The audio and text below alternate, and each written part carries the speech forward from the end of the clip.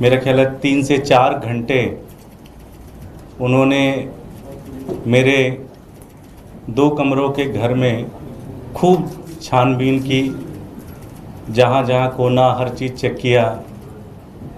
एक एक कोई किताब मिली तो उसके अंदर एक एक पन्ना पलट के देखा, बेड शीट चेक की, जितनी भी चीज़ें थी अलमीरा चेक की, सब कुछ चेक किया उन्होंने।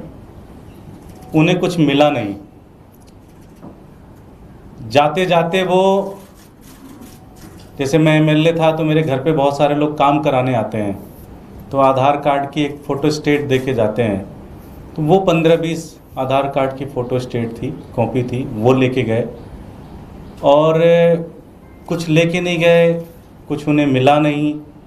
3-4 घंटे बड़े सघन रूप से उन्होंने जांच की। मेरा ख्याल है 5 से 6 लोग थे। खूब अच्छे से जांच की उन्होंने, एक एक चीज़ देखा।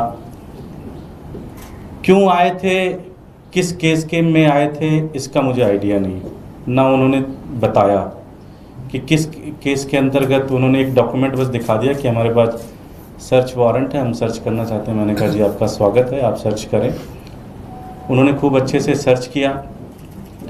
केस का भी कुछ आइडिया नहीं कि क्यों किया, मुझे ज़्यादा समझ में नहीं आया कि वो क्यों आए थे और क्या चाह रहे थे।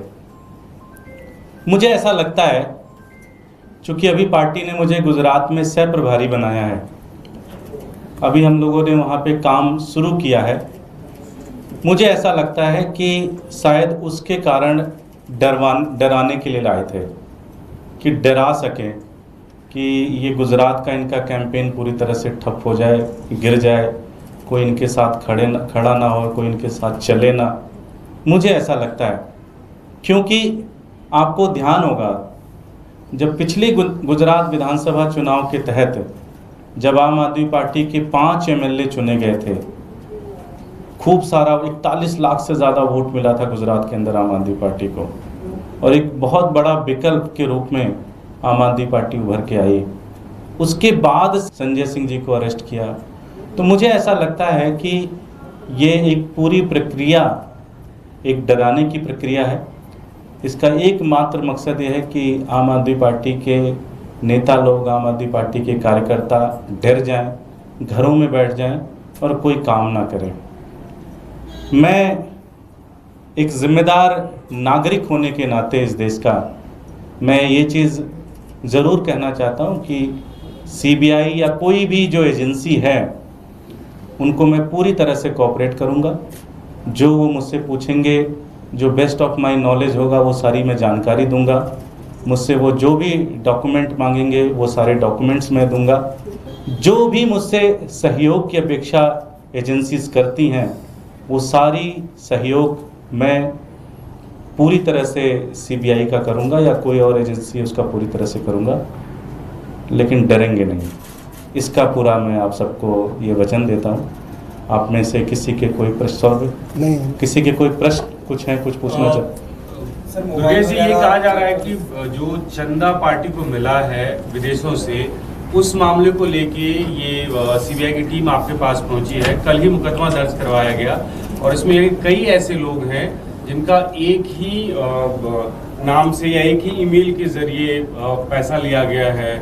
इस तरह की कोई गड़बड़ी का आरोप लगा रहे हो, सीधे आपके पास वो पैसा आया। एफसीआरए का उल्लंघन किया आपने, ये आरोप है। ये तो आप बता रहे हो जी, उन्होंने नहीं बताया। तो आपके पास ज़्यादा जानकारी है, मेरे पास कम जानकारी है। उन्होंने तो मुझे ऐसी कोई बात बताई नहीं जो आप इतना डिटेल में बता रहे हो।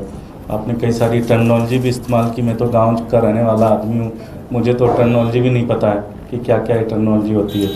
कनाडा और दूसरे देशों से 155 लोगों ने चंदा दिया था और जो पासपोर्ट दिए गए थे उसके अगेंस्ट वो सिर्फ 77 लोगों का।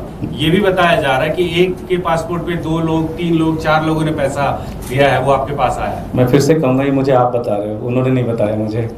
उन्होंने मुझे कोई जानकारी नहीं दी, ये सारी जानकारी आप दे रहे हो। थैंक यू जी। कुछ ज़्यादा कह के गए कि क्या आगे के लिए कुछ पूछताछ? नहीं, कुछ नहीं। क्या आगे समन को लग रहा है आपको कोई समन वामन होगा? और ऑल्सो पिछले एक हफ्ते में एक तरफ रॉबर्ट वाड्रा पे ईडी की कार्रवाई, सोनिया गांधी और राहुल गांधी पे ईडी की प्रोसिक्यूशन कंप्लेंट फाइल हुई है, दूसरी तरफ आप लोगों पे सीबीआई की कार्रवाई शुरू हुई है, कैसे देखें? देखिए, ये तो जग जाहिर है, मुझे लगता है कि ये कहने की ज़रूरत नहीं है, बल्कि पूरी दुनिया में ये पता है कि भारतीय जनता पार्टी इलेक्शन इसलिए जीतती है क्योंकि वो अपोजिशन को ख़त्म करना चाहती है। अपोजिशन पार्टियों के सारे नेताओं को जेल में डालती है, उनके सारे रिसोर्सेज को ख़त्म कर देती है, उनके कार्यकर्ताओं को तोड़ती है, उनके एमएलए को तोड़ती है। भारतीय जनता पार्टी का एक काम करने का एक तरीका है, तो इसमें कुछ भी सरप्राइज़ नहीं होना चाहिए। अगर आम आदमी पार्टी को वो ख़त्म करना चाहते हैं, बाकी दूसरी पार्टियों को ख़त्म करना चाहते हैं, तो ये उनका एक तरीका है ये करने का, जो कि लोकतंत्र में बहुत ही ख़तरनाक है, लेकिन वो करते हैं।